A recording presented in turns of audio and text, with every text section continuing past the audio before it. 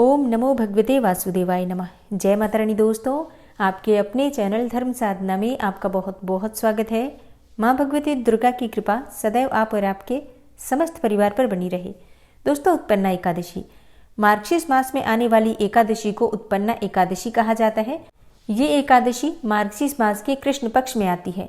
पौराणिक मान्यताओं के अनुसार मार्गशीर्ष मास के कृष्ण पक्ष की एकादशी तिथि को एकादशी माता का जन्म हुआ था, इसलिए इस एकादशी को उत्पन्ना एकादशी के नाम से जाना जाता है। एकादशी माता भगवान विष्णु का ही स्वरूप मानी जाती है और जैसे कि प्रत्येक एकादशी भगवान विष्णु को ही समर्पित होती है, तो इस दिन भी भगवान श्री विष्णु की पूजा आराधना की जाती है, मंत्रों का जप किया जाता है और भगवान विष्णु के साथ ही एकादशी माता की भी पूजा आराधना की जाती है। आज की वीडियो में मैं आपसे शेयर करने वाली हूँ मार्गशीर्ष मास के कृष्ण पक्ष की एकादशी व्रत के बारे में। मार्गशीर्ष मास के कृष्ण पक्ष की एकादशी यानी कि उत्पन्ना एकादशी कब है, एकादशी की तिथि कब प्रारंभ हो रही है, कब समाप्त हो रही है, व्रत आपको कब धारण करना है और पारण का यानी कि व्रत खोलने का शुभ मुहूर्त क्या है। आज के दिन आपको किस प्रकार से भगवान श्री विष्णु की पूजा आराधना करनी चाहिए, किन मंत्रों का जप करना चाहिए और कौन सा उपाय करें जिससे कि आज किए गए व्रत का संपूर्ण फल हमें प्राप्त हो। और अगर आप किसी भी कारणवश व्रत नहीं कर पाते हैं तो बिना व्रत किए भी अगर आप पूजा आराधना करें तो आपकी पूजा का संपूर्ण फल आपको प्राप्त हो। इसके लिए आज विशेष क्या करना चाहिए, मतलब उत्पन्ना एकादशी व्रत से संबंधित जो भी जानकारी आपको चाहिए आज की वीडियो में वो मिलने वाली है। तो वीडियो बहुत महत्वपूर्ण है, पूरा ज़रूर देख लीजिए। अच्छी लगे वीडियो तो लाइक भी ज़रूर कीजिए, क्योंकि आपके लाइक्स, आपके कमेंट्स मेरे लिए बहुत महत्वपूर्ण होते हैं। ये एकमात्र जरिया है जिनसे मुझे पता चलता है कि आपको ये वीडियो अच्छी लगती है और आपके लिए ये वीडियो उपयोगी है। तो अगर वीडियो अच्छी लगे तो लाइक तो ज़रूर ही किया कीजिए।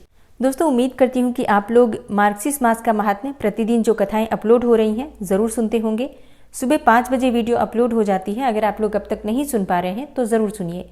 इस कथा के माध्यम से आपको बहुत सारी जानकारी, जैसे कि एकादशी व्रत का उद्यापन किस प्रकार से करना चाहिए, पूजा पाठ किस प्रकार से कर सकते हैं, राधा रानी की, भगवान श्री कृष्ण की बहुत सारी सच्ची कहानियाँ सुनने को मिलती हैं, गजेंद्र मोक्ष का पाठ, विष्णु सहस्त्र नाम का पाठ, राधा कृपा कटाक्ष स्तोत्र और इसके साथ ही तुलसी चालीसा और तुलसी महारानी की आरती भी इस कथा में शामिल होती है।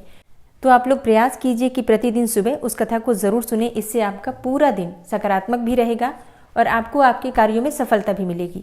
और इससे एक और भी बड़ा लाभ होगा, आपको कोई भी अलग से उपाय करने की आवश्यकता नहीं पड़ेगी। इस कथा को सुनने मात्र से ही आपकी बहुत सारी समस्याओं का समाधान हो जाएगा। तो अगर आप लोग अब तक ये कथा नहीं सुन रहे हैं तो आज से ही सुनना प्रारंभ कीजिए। सुबह 5 बजे वीडियो अपलोड हो जाती है, ज़रूर देखिए। और अब जानते हैं कि एकादशी की तिथि कब प्रारंभ हो रही है, कब समाप्त हो रही है और व्रत हमें कब धारण करना है। तो देखिए, उत्पन्ना एकादशी की तिथि प्रारंभ हो जाएगी 8 दिसंबर 2023 को सुबह 5:06 पर और समाप्त हो रही है 9 दिसंबर को सुबह 6:31 पर। तो उत्पन्ना एकादशी का व्रत हमें कब धारण करना है, देखिए। शास्त्रों के अनुसार एकादशी तिथि जब सूर्योदय काल में व्याप्त होती है उसी दिन एकादशी का व्रत धारण करना चाहिए। तो सूर्योदय काल के समय एकादशी की तिथि हमें प्राप्त हो रही है 8 दिसंबर 2023 को, यानी कि शुक्रवार के दिन। अब कई भक्त हैं जो कि 9 दिसंबर को भी व्रत धारण करेंगे। हालांकि 9 दिसंबर को सूर्योदय काल के बाद एकादशी तिथि नहीं रहेगी। सूर्योदय काल से आधा घंटे पहले ही एकादशी तिथि समाप्त हो जा रही है, यानी कि 6:31 पर 9 दिसंबर को एकादशी तिथि समाप्त हो जाएगी। लेकिन पंचांग भेद होने की वजह से कई स्थानों पर 8 दिसंबर को ये व्रत किया जाएगा, तो कई स्थानों पर 9 दिसंबर को शनिवार के दिन भी एकादशी का व्रत किया जाएगा। आप दोनों में से किसी भी दिन धारण कर सकते हैं। तो अगर आप 8 दिसंबर को ये व्रत धारण कर रहे हैं तो 7 दिसंबर को यानी कि वीरवार के दिन दशमी तिथि के नियम का पालन आपको करना होगा। और जो भक्त 9 दिसंबर को व्रत धारण करेंगे वो 8 दिसंबर को दशमी तिथि के नियम का पालन करेंगे। बात करें पारण के शुभ मुहूर्त के बारे में, तो देखिए, एकादशी व्रत का पारण द्वादशी तिथि में किया जाता है और द्वादशी तिथि प्रारंभ हो रही है 9 दिसंबर को सुबह 6:31 पर और समाप्त होगी 10 दिसंबर को सुबह 7:13 पर। अगर आप 8 दिसंबर को ये व्रत धारण कर रहे हैं तो आपके लिए पारण करने का शुभ मुहूर्त होगा 9 दिसंबर को दोपहर में 1:16 से 3:20 तक। इसी समय में आप अपना व्रत खोल सकते हैं, क्योंकि सुबह के समय कोई भी शुभ मुहूर्त नहीं है। सुबह के समय हरिवासर रहता है। जैसा कि आप सभी जानते हैं, द्वादशी तिथि प्रारंभ होने के बाद का 4 से 5 घंटे का जो समय होता है वो हरिवासर का समय होता है और हरिवासर में किसी भी प्रकार से एकादशी व्रत का पारण नहीं करना चाहिए।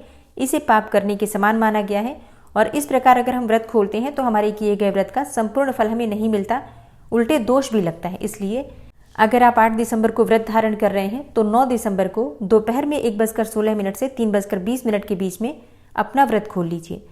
बात करें कि अगर आप 9 दिसंबर को ये व्रत धारण कर रहे हैं तो 10 दिसंबर को सुबह 7:03 से सुबह 7:13 तक 10 मिनट तक का समय रहेगा, जिस समय में आप अपना व्रत खोल सकते हैं। जो भक्त एकादशी का व्रत धारण कर रहे हैं उन्हें विशेष रूप से पारण के शुभ मुहूर्त का यानी कि व्रत खोलने के शुभ मुहूर्त का ध्यान रखना है। और कई भक्त हैं जो कि एकादशी व्रत प्रारंभ करना चाहते हैं, शुरू करना चाहते हैं, तो उनके प्रश्न आए हैं कि क्या वो पहली बार एकादशी का व्रत शुरू कर सकते हैं। क्योंकि इस बार अधिक मास लगा है इस साल, तो कई भक्तों के मन में इस प्रकार का संशय है कि कोई भी हमें नया व्रत प्रारंभ नहीं करना चाहिए। देखिए, नहीं करना चाहिए, लेकिन अब क्योंकि देव उठनी एकादशी हो चुकी है तो सभी शुभ और मांगलिक कार्य प्रारंभ हो चुके हैं, शादी विवाह सभी चीजें।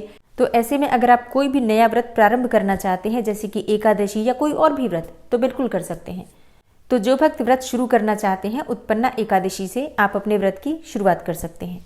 और जो भक्त एकादशी का व्रत करते हैं, दशमी तिथि के दिन बिल्कुल शुद्ध और सात्विक भोजन आपको लेना है। लहसुन, प्याज, मांस, मदिरा इन सभी चीजों का सेवन दशमी तिथि के दिन नहीं करना चाहिए। गाजर, मूली, बैंगन, शाक, टमाटर ये सभी चीजें भी आपको नहीं खानी चाहिए अगर आप उत्पन्ना एकादशी का व्रत करना चाहते हैं तो।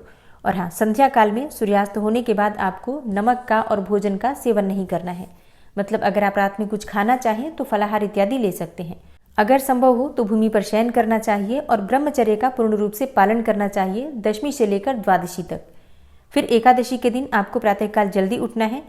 उठकर ब्रह्म मुहूर्त में नित्य कर्मों से निवृत्त हो जाइए। फिर गंगा जल मिश्रित जल से स्नान कर लीजिए। आप चाहें तो अगर सुविधा हो आपके घर के आसपास तो गंगा नदी या फिर कोई भी पवित्र नदी हो तो वहां पर जाकर भी स्नान कर सकते हैं। अगर ऐसा नहीं है तो घर में भी गंगा जल मिश्रित जल से स्नान कर लीजिए। फिर शुद्ध वस्त्र धारण करके भगवान सूर्यदेव को जल दीजिए और अपने घर के मंदिर में विधि विधान से भगवान श्री विष्णु की पूजा कीजिए। भगवान श्री विष्णु को आज के दिन पीले पुष्प अर्पित करने चाहिए, पीले वस्त्र उन्हें अर्पित करें, पंचामृत से उनका अभिषेक करना चाहिए और पीले फलों का भोग उन्हें लगाना चाहिए। जो भी ऋतु फल हो आप उन सभी का भोग लगा सकते हैं। विशेषकर केला इत्यादि भगवान को जरूर भोग में अर्पित करना चाहिए। एकादशी के दिन सुबह और शाम दोनों समय भगवान श्री विष्णु की पूजा करेंगे और दोनों समय आरती करेंगे, उन्हें दोनों समय भोग लगाया जाएगा। विधि विधान से भगवान श्री विष्णु की पूजा तो करेंगे ही, उसके साथ ही मंत्रों का जप पूरे दिन आपको करते रहना है। आप चाहें तो कोई भी एक मंत्र लेकर मानसिक रूप से भी जप कर सकते हैं। भगवद गीता का पाठ कर सकते हैं या फिर विष्णु सहस्त्रनाम का पाठ बैठकर भगवान श्री विष्णु के समक्ष शुद्ध घी का दीपक जलाकर आप कर सकते हैं। फलाहार और जलाहार के द्वारा आप ये व्रत कर सकते हैं। मतलब फल ले सकते हैं, जल ले सकते हैं, दूध, चाय इत्यादि लेकर व्रत कर सकते हैं। और फिर अगले दिन सुबह जल्दी उठकर स्नान इत्यादि से निवृत्त होकर फिर से भगवान श्री विष्णु की पूजा करने के बाद शुभ मुहूर्त में आप अपना व्रत खोल सकते हैं, व्रत का पारण कर सकते हैं। तो दशमी से द्वादशी तक के ये नियम होते हैं जिनका पालन प्रत्येक व्रत करने वाले को जरूर करना चाहिए, तभी हमें इस किए गए व्रत का संपूर्ण फल मिलता है। और जो भक्त एकादशी का व्रत नहीं कर पाते हैं किसी भी कारणवश, उन्हें भी आज के दिन विधि विधान से भगवान श्री विष्णु की पूजा करनी चाहिए, शुद्ध और सात्विक भोजन लेना चाहिए। आज के दिन आपको चावल नहीं खाना चाहिए, लहसुन, प्याज, मांस, मदिरा इन सभी चीज़ों का सेवन नहीं करना चाहिए और भगवान श्री विष्णु के मंत्रों का जप करना चाहिए। अगर आप बिना व्रत किए भी नियम पालन करते हुए आज के दिन भगवान श्री विष्णु की शरण में रहते हैं तो विश्वास कीजिए आपको भगवान श्री विष्णु की असीम कृपा जरूर प्राप्त होती है। तो दोस्तों, ये है आज की वीडियो। उम्मीद करती हूँ आपके लिए उपयोगी होगी। वीडियो अच्छी लगी हो तो लाइक कीजिए, शेयर कीजिए। चैनल पर पहली बार आए हैं तो सब्सक्राइब करके बेल आइकन को जरूर प्रेस कर लीजिए अगर आपको आज की वीडियो अच्छी लगी है तो। मिलती हूँ मैं आपसे अगली वीडियो में, तब तक के लिए जय श्री राधे।